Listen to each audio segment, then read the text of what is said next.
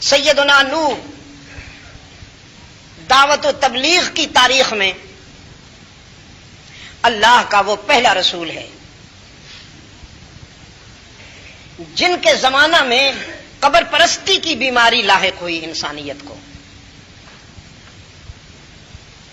اس سے پہلے انسانی برادری میں یہ مرض نہیں تھا.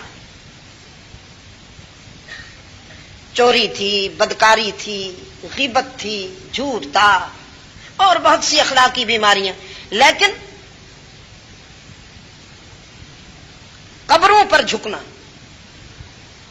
اور اللہ کے پیارے بندوں سے امیدیں وابستہ کرنا اور ان کی قبروں پہ جا کے دامن پھیلانا، یہ جو حق اللہ کا ہے اللہ کے بندوں سے مانگنا، یہ بیماری سیدنا نوح علی نبینا وعلیہ التسلیم کے دور میں پیدا ہوئی، اس سے پہلے نہیں تھی. چنانچہ قرآن کریم کا علم رکھنے والے حضرات کا یہ فیصلہ ہے کہ سیدنا نوح علیہ السلام سے پہلے اللہ کے نبی آتے رہے. سیدنا نوح پہلے رسول ہیں. سلسلہ رسالت یہاں سے شروع ہوا سیدنا نوح سے. گویا شرک کے مقابلے میں اللہ کا یہ پہلا پیغمبر ہے جو توحید کا علم لے کے آیا. انہوں نے بڑے اخلاص کے ساتھ اللہ کی وحدانیت پر دلائل دیے. پیغمبر سے بہتر کون بات کر سکتا ہے؟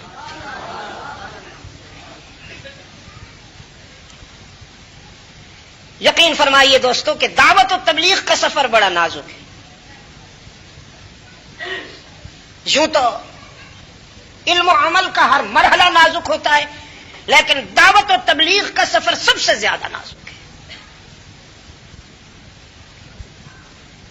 اللہ کے رسول نے پورے اخلاص کے ساتھ اللہ کی بات اللہ کے بندوں تک پہنچائی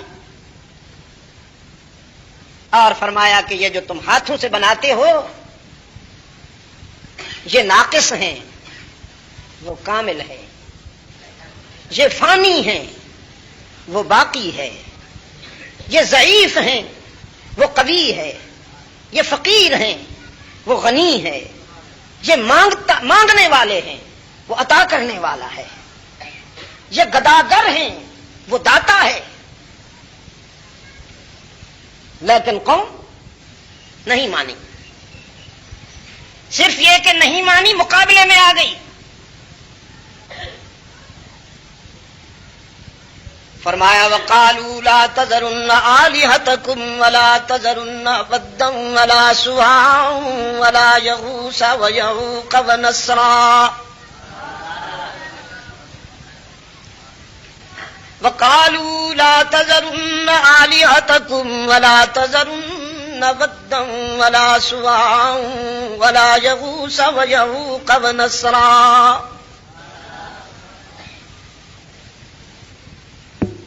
یہ پانچوں ود، سوا، یعوق اور نسر جن کی قبریں بنائی گئیں، آستانے سجائے گئے، چادریں چڑھائی گئیں اور جھنڈیاں لہرائی گئیں، یہ پانچوں اللہ کے ولی تھے. ان سب نے اللہ کی اطاعت اور عبادت میں زندگی گزاری، نفس کی اتباع نہیں کی، اس کے حکم کو مانا. لیکن جب ان پہ موت آئی تو مفاد پرست جنس نے ان کی قبریں بنائیں، قبروں کا سائز لمبا کر دیا، پھر رنگین چادریں چڑھائیں مال کمانے کے لیے. وہ اللہ کے پاس پہنچ گئے، اللہ کے پیارے اللہ کے پاس پہنچ گئے اور یہ مفاد پرست ان کی قبروں پہ پہنچ گئے. انہوں نے مارکیٹ بنا لی.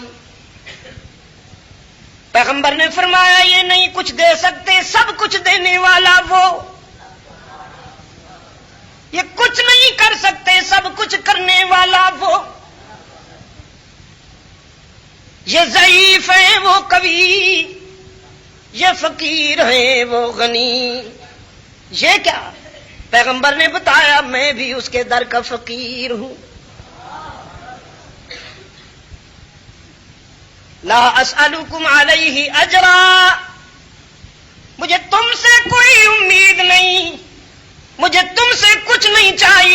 اجری الا علی اللہ،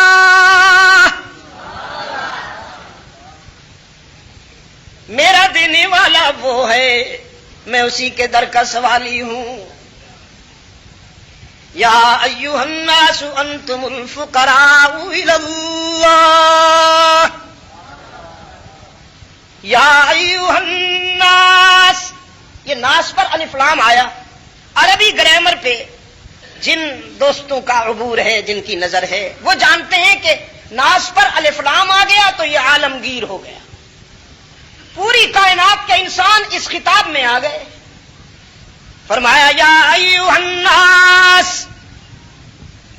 اے انسانوں، انسانوں میں انبیاء بھی ہیں، رسل بھی ہیں، اولیاء بھی ہیں، اتقیاء بھی ہیں، اصفیاء بھی ہیں، ابرار بھی ہیں، اخیار بھی ہیں، زہاد بھی ہیں، شہداء بھی ہیں، صدیقین بھی ہیں، حفاظ بھی ہیں، علماء بھی ہیں، قراء بھی ہیں، عابدین شب زندہ دار بھی ہیں، مجاہدین برسر پیکار بھی ہیں، حکمران بھی ہیں، رعایا بھی ہیں، کالے بھی ہیں، گورے بھی ہیں، عربی بھی ہیں، اجمی بھی ہیں، اگلے بھی ہیں، پچھلے بھی ہیں۔ یا ایھا الناس، پوری انسانیت کو خطاب کرتے ہوئے رب العالمین نے فرمایا انتم الفقراء الی اللہ، تم سب اللہ کے در کے فقیر ہو، تم سب اللہ کے در کے فقیر ہو، واللہ هو الغنی الحمید، اور وہ غنی بھی ہے حمید بھی۔ تم مانگتے ہوئے اچھے لگتے ہو، وہ دیتا ہوا اچھا لگتا ہے۔ مانگنا اور عاجزی کرنا تمہاری پہچان ہے، مانگنا اور عاجزی کرنا تمہاری پہچان ہے، دامن بھرنا اس کی شان ہے۔ ملتان والوں، میں نے تو دیکھا مجھے تو کائنات کا سب سے بڑا انسان اللہ کے در کا سب سے بڑا فقیر نظر آیا۔ کائنات کا سب سے بڑا انسان اللہ کے در کا سب سے بڑا فقیر نظر آیا۔ رحمت عالم صلی اللہ علیہ وسلم امام الانبیاء بھی ہیں، سید المرسلین بھی ہیں، امام المتقین بھی ہیں، سید المجاہدین بھی ہیں، امام الساجدین بھی ہیں، سید الراکعین بھی ہیں، امام المعصومین بھی ہیں، امام سید العابدین بھی ہیں۔ ساری کائنات کی خوبیاں اسی میں جمع ہو گئیں۔ وہ جو مرکز محاسن ہے، وہ جو منبع فضائل ہے، وہ ایک جس میں سارے انبیاء ہیں، وہ ایک جس میں سارے رسول ہیں، وہ ایک جس میں ساری کائنات کی خوبیاں ہیں۔ میں نے اسے بھی روتے ہوئے، آنسو بہاتے ہوئے دیکھا ہے، اور اتنا روتے ہوئے، اتنا آنسو بہاتے ہوئے، اتنا عاجزی کرتے ہوئے کہ راتیں تھک جاتی ہیں، وہ نہیں تھکتا۔ تو میرے عزیز دوستو، رحمت عالم صلی اللہ علیہ وسلم اللہ کے در پہ حاضری میں، ذکر اور فکر میں، مخدومۃ المسلمین ام المومنین سیدہ عائشہ صدیقہ رضی اللہ تعالی عنہا فرماتی ہیں، کئی راتیں مجھے ایسی یاد ہیں کہ راتیں ہار گئیں، رحمت عالم کی ذکر و فکر ختم نہ ہوا، مجھے پنڈلیاں سوجی ہوئی نظر آئیں، صبح ہوئی تو پائے اقدس پہ ورم دیکھا، رو رو کے گریبان تر ہو گیا، عرض کیا اللہ کے رسول آپ تو معصوم ہیں، اللہ نے آپ کو گناہ اور خطا کے تصور سے ہی معصوم اور پاک کیا ہے، آپ کس قدر عاجزی کرتے ہیں؟ فرمایا فلا اکون عبدا شکورا، عائشہ میری التجا کو دیکھتی ہے، اس کی عطا کو نہیں دیکھتی۔ پوری پوری رات جاگنے والا رحمت عالم صلی اللہ علیہ وسلم جو اللہ کا معبود بھی ہے اور اللہ کے در کا فقیر بھی ہے، رات جاگتا ہے پھر بھی کہتا ہے ما عبدنا کا حق کا عبادت کا، ما عبدنا کا حق کا عبادت، میرے معبود مجھ سے تیری عبادت کا حق نہیں ادا ہو سکا، میرے معبود مجھ سے تیری حمد کا حق ادا نہیں ہو سکا، مجھ سے تیرے شکر کا حق ادا نہیں ہو سکا۔ تو بات یہ ہو رہی تھی، میں عرض کر رہا تھا کائنات کا سب سے بڑا انسان اللہ کے در کا سب سے بڑا فقیر، یاد رکھو گے نا؟ سیدنا نوح نے فرمایا یہ سب ضعیف ہیں وہ قوی ہے، یہ کچھ بھی نہیں وہ سب کچھ ہے، اللہ کے مقابلے میں بندہ تو کچھ بھی نہیں نا۔ پھر کچھ دوست ناراض ہو جائیں گے، دیکھو جی وہ کہہ رہے تھے اللہ والے کچھ بھی نہیں، اللہ والے کچھ بھی نہیں، آگے نہیں بتائے گا کہ اس کا سیاق و سباق کیا تھا، بس اس ایک جملے کو حاسد کا یہی طریقہ ہوتا ہے، حاسد کا یہی طریقہ ہوتا ہے کہ اسے تھوڑی سی گنجائش چاہیے، باقی مرچ مسالہ وہ خود لگا لیتا ہے۔ ہمارے لیے تو وہ بہت کچھ ہے، اللہ کے پیارے بندے ہمارے لیے تو بہت کچھ ہیں، لیکن اللہ کے سامنے تو کچھ بھی نہیں۔ وہی بہت کچھ ہوتا ہے جو اس کے آگے کچھ بھی نہیں ہوتا، بہت کچھ وہی ہوتا ہے جو اللہ کے سامنے کچھ بھی نہیں ہوتا۔ فرمایا یہ بھی اللہ کے در کے فقیر ہیں، میں بھی اللہ کے در کا فقیر ہوں، میری ساری امیدیں اسی سے، ان سے نہ مانگو اس سے مانگو۔ تو قوم نے کیا کہا؟ دیکھو جی بزرگوں سے دور کرتا ہے ہمیں،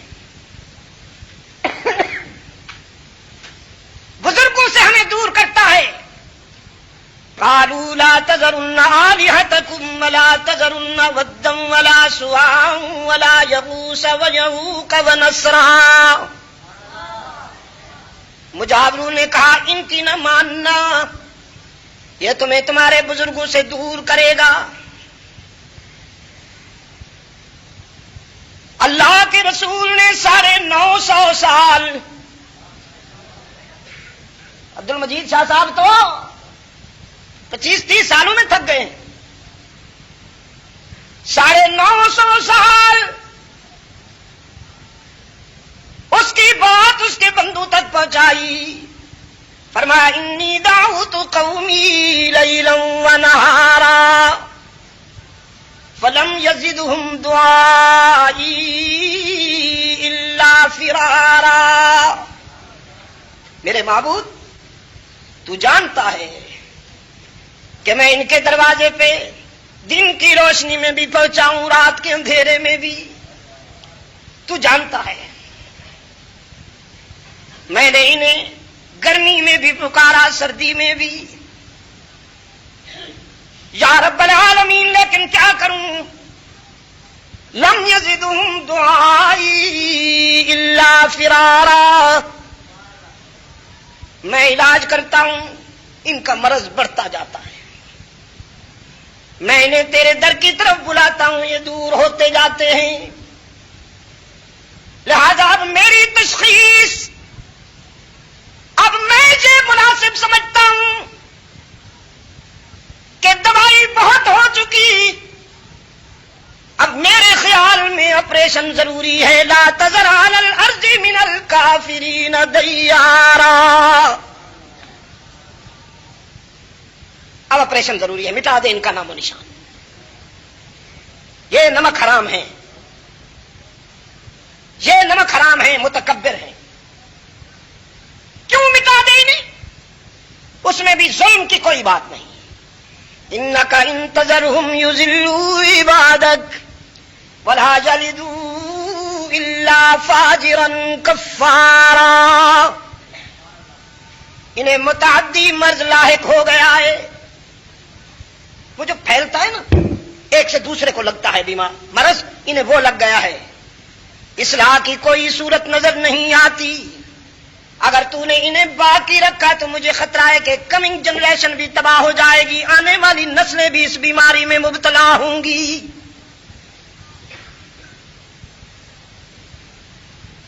پیغمبر نے اللہ سے دعا کی، پھر انتظار کی۔ یہ پہلو بہت غور سے سنیے گا، کیا مجھے کیا کرنا ہے؟ رب العالمین نے فرمایا اصنع الفلک بأعیننا، آپ ایک کشتی بنائیے، جو وفادار ہیں انہیں اپنے اپنے کشتی میں بٹھا لیجئے، وہ تیرے سفینہ میں آ جائیں اور غداروں کو ہمارے حوالے کیجئے، ان سے ہم نمٹیں گے۔ پیغمبر نے کشتی بنا لی۔ بات لمبی ہے، میں طوالت کی طرف نہیں جاؤں گا، اختصار کے ساتھ آپ کو کانسیپٹ دے رہا ہوں، بات کو لمبا نہیں کروں گا۔ پیغمبر نے کشتی بنائی، وفاداروں کو کشتی میں بٹھایا، سامنے جو سین دیکھا غداروں میں اپنا لخت جگر بھی نظر آیا، اپنا بیٹا بھی غداروں میں نظر آیا۔ فرمایا نادى نوح ابنه وكان في معزل، نادى نوح ابنه وكان في معزل يا بني اركب معنا ولا تكن مع الكافرين۔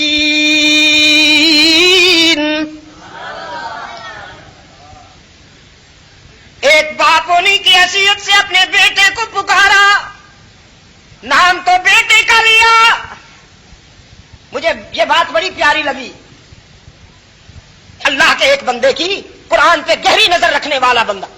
فرمایا بظاہر الفاظ میں تو یا بنیا ہے، لیکن اس یا بنیا میں ساری قوم مخاطب ہے، بیٹا بھی ہے باقی بھی ہیں، اور سب کو دعوت دی آ جاؤ میرے ساتھ، وفاداروں میں شامل ہو جاؤ، اللہ کی نافرمانی کا راستہ چھوڑ کر اللہ کی اطاعت اور عبادت کے راستے پہ آ جاؤ، شرک کا راستہ چھوڑ کر توحید کے راستے پہ آ جاؤ، غداروں کا ساتھ چھوڑ کر وفاداروں کے ساتھی بن جاؤ۔ لیکن بیٹے نے، وہ جب وہ ناراض ہوتا ہے تو دروازے بند کر دیتا ہے۔ پیغمبر کی بات بھی دل میں نہ اتری، کہنے لگا خطرہ کیا ہے، آپ ہمیں بتائیے نا خطرہ کیا ہے۔ اللہ کے رسول نے فرمایا پانی موت بن کے آ رہا ہے، وہی پانی جو زندہ رہنے کے لیے ضروری ہے، آج وہی پانی موت بن کے آ رہا ہے۔ بیٹے نے کہا کیسی موت؟ فرمایا فلڈ کی صورت میں، سیلاب کی صورت میں۔ کنعان نے کہا اگر سیلاب کی صورت میں آ رہا ہے تو ہمارے سامنے پہاڑ موجود ہیں، پانی ہمیشہ نشیب میں بہتا ہے، ہم بلندی پہ چڑھ جائیں گے۔ روشن ضمیر باپ نے فرمایا بیٹا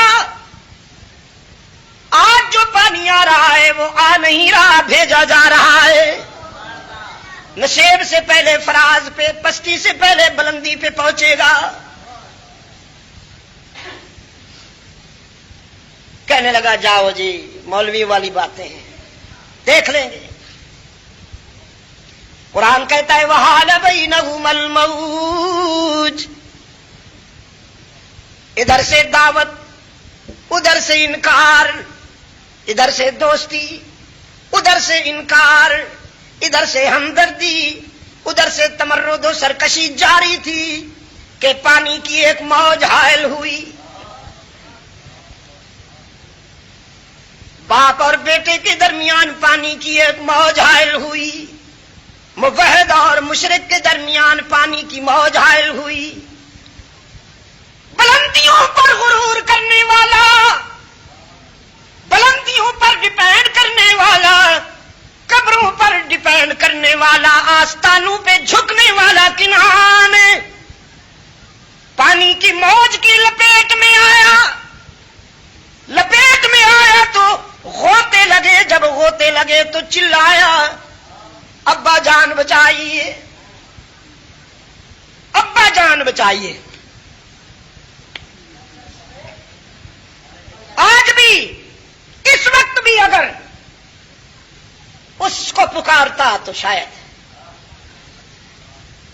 نظر ثانی ہو جاتی۔ کنعان نے باپ کو پکارا، اور باپ بھی اللہ کا رسول، ولی نہیں نبی۔ کنعان نے باپ کو پکارا اور باپ نے نادى نوح ربه عادت پوری کی، انہوں نے اپنی عادت پوری کی۔ وہ غیر اللہ سے مدد مانگنے کا عادی تھا اپنی ہیبٹ کے مطابق، یہ اللہ سے مدد مانگنے کے عادی تھے، انہوں نے اپنی ہیبٹ کے مطابق۔ نادى نوح ربه قال رب إن ابني من أهلي وإن وعدك الحق وأنت أحكم الحاكمين۔ میرے معبود تیرا وعدہ ہے میری اہل میں سے کسی کو ہلاک نہیں کرے گا، تو میرا بیٹا جانے لگا ہے۔ رب العالمین نے فرمایا انه ليس من اہلک، یہ تیرا صلبی بیٹا، تیرا خون تو ہے لیکن تیرا وارث نہیں، تیرا خون تو ہے لیکن تیرا وارث نہیں، اس لیے کہ انسانی نسل خون کی بنیاد پر نہیں چلا کرتی، عقیدے کی بنیاد پر چلا کرتی ہے۔ میں نے اسے تیری برادری کی لسٹ سے نکال رکھا ہے۔ اور پیغمبر انی اعوذک ان تکون من الجاہلین، مشرک بیٹے کی نجات کے لیے دعا کی اجازت نہیں، نو پرمیشن، نہیں ہے مشرک بیٹے کے لیے اجازت کہ تو اس کی سفارش کرے۔ روکتا ہوں، میرے روکنے کے باوجود بھی اگر دوبارہ ہاتھ اٹھے تو منصب چھین لوں گا۔ جس منصب پہ آپ ہیں یہ منصب وڈرا ہو جائے گا۔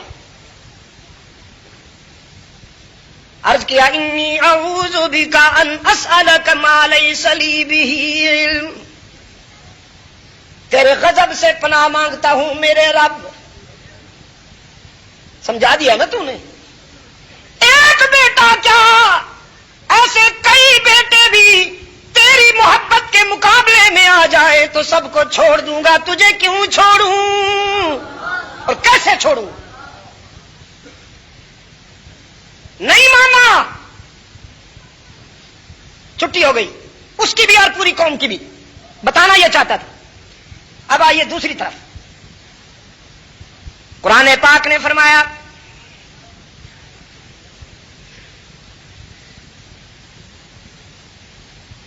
وَإِنَّ يُونُسَ لَمِنَ الْمُرْسَلِينَ، یونس بھی ہمارا رسول تھا، ہم نے اسے ایک بستی میں دائی بنا کے بھیجا، پیغمبر بنا کے بھیجا، نینوا میں 1,00,000 کئی ہزار انسانوں کی بستی۔ سیدنا یونس نے بھی انہیں اللہ کا پیغام پہنچایا، لیکن انہوں نے تمرد اور سرکشی کا راستہ اختیار کیا، پیغمبر کی بات نہ مانی۔ سیدنا یونس نے بھی اللہ کے حضور التجا کی، یا رب آپریشن ضروری نظر آتا ہے۔ حق تعالی نے فرمایا اچھی بات، اچھی بات، لیکن سیدنا یونس دعائے ہلاکت کرنے کے بعد اس جگہ کو چھوڑ کر چلے گئے کہ یہاں اللہ کا عذاب آنے والا ہے تو ضروری کہ جہاں اللہ کا عذاب آنے والا ہو وہاں اللہ کے بندوں کو کنارہ کر لینا چاہیے۔ لیکن یہ سب ہمیں سمجھانے کے لیے، یاد رکھنا بڑا نازک موڑ ہے یہ۔ بعض حضرات نے بڑی بے تکلفی سے لکھ ڈالا، کہہ ڈالا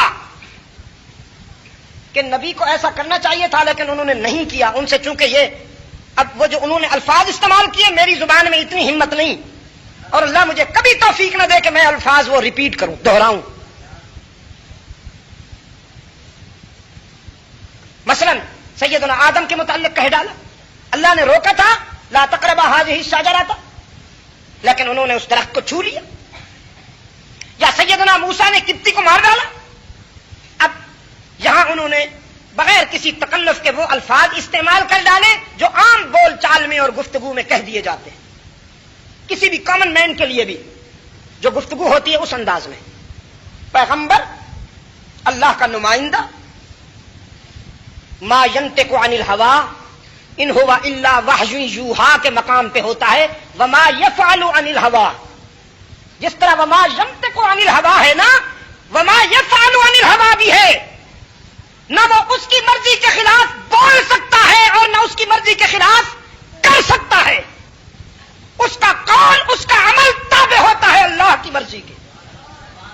لیکن جب کوئی ایسی سچویشن پہ سامنے آئی تو اس میں مشیت عزدی یہ ہے، اللہ کی مرضی یہ ہے کہ وہ ہمیں سمجھانے کے لیے، ہمیں ایکسپلین کرنے کے لیے پیغمبر کو ان پروسیس سے گزارتا ہے، ان مرحلوں سے گزارتا ہے. مثلا حضرت آدم کو گزارا، ایک چیز سے روکا، انہوں نے اس کو پکڑا، بظاہر خطا نظر آتی ہے، لیکن جو اس میں حکمت ہے وہ یہ فتلقى آدم من ربه کلمات، پھر دل میں وہ کلمے ڈالے کہ اب ان کو دہراؤ تو ہم راضی ہو جائیں.